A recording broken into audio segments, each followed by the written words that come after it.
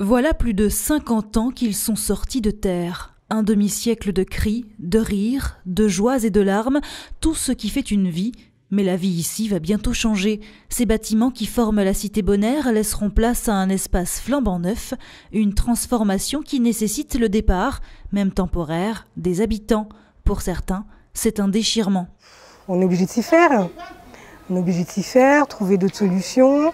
Là, le relogement qu'on me propose, c'est pas non plus la panacée. Si vraiment je trouve pas quelque chose qui me convient mieux, ben, j'irai. Mais on est obligé de faire contre mauvaise fortune bon cœur, parce que de toutes les façons, il n'y a pas d'autres possibilités. Pas d'autres possibilités, non. En plus de leur insalubrité, les deux bâtiments présentent un risque sismique non corrigible. La démolition est donc un mal nécessaire pour la sécurité des habitants. Ce serait pas bien de construire sur du pas bon. C'est pas la faute aux gens. Je comprends, les gens ont fait des efforts pour avoir leur bâtiment et on aurait fait ça, ce serait du saupoudrage, ce serait pas intéressant. Si la plupart des habitants ont compris la nécessité de la destruction, reste une chose qui les inquiète, le retour à Bonaire. Si, je voudrais bien retourner parce que moi j'aime bien cette Bonaire. L'ambiance, les gens ici, voilà. C'est une maison où je me suis sentie bien tout de suite. Ce qui est embêtant, c'est que là j'ai vraiment l'impression qu'on va vider Bonaire de sa population et que nous, le petit peuple, on ne sera plus là. Mais la SAS Bonaire a tout prévu. Changer le site, oui, mais ceux qui font l'âme de Bonaire pourront revenir s'ils le souhaitent. Il y a un droit de priorité et un droit de préférence qui s'exerce dans le cadre du relogement à Bonaire. Lorsqu'on réside à Bonaire, on est de plein droit amené à être prioritaire dans les logements attribués à Bonaire.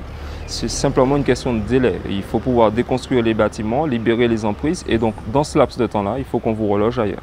Alors les populations qui veulent aller dans d'autres communes peuvent le faire. Celles qui veulent revenir à Bonaire en logement définitif pourront tout à fait le faire. Et la SAS Bonaire, dans ce cadre-là, a mis en place une maîtrise d'œuvre urbaine, accompagnement social et psychologique qui permet de monter les dossiers de relogement très concrètement, de préparer le déménagement. Et c'est la SAS Bonaire qui paye les déménageurs, qui vous permettent de faire un premier déménagement dans un premier temps et ensuite d'en faire un deuxième pour votre relogement définitif. Les locataires ont donc le choix. Les propriétaires aussi, et ils sont nombreux à espérer revenir à Bonaire.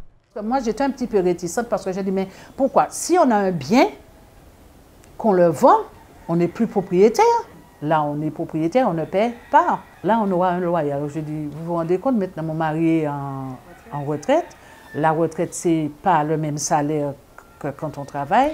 Ne vous en faites pas, la solution est déjà toute trouvée. Le fruit de la vente de votre appartement pourra être réinvesti dans les nouveaux bâtiments. Il y aura quand même, ça ne va pas coûter le même truc, on va leur donner une somme et il y aura une somme complétée par les aides qui existent et puis il y aura un apport peut-être des enfants et tout ça, un apport qui ne sera pas énorme mais qu'il faudra un pourcentage. Si sur les dépenses, 80% peuvent être prises en charge et puis il faut trouver 20% pour ceux qui veulent revenir. Revenir dans un espace bercé par les alizés entre ville et campagne, panneaux solaires pour faire des économies d'énergie, ascenseurs pour davantage de confort, commerce à proximité, le tout dans des immeubles sécuritaires, de quoi faire le bonheur des gens de Bonaire, demain encore mieux qu'hier.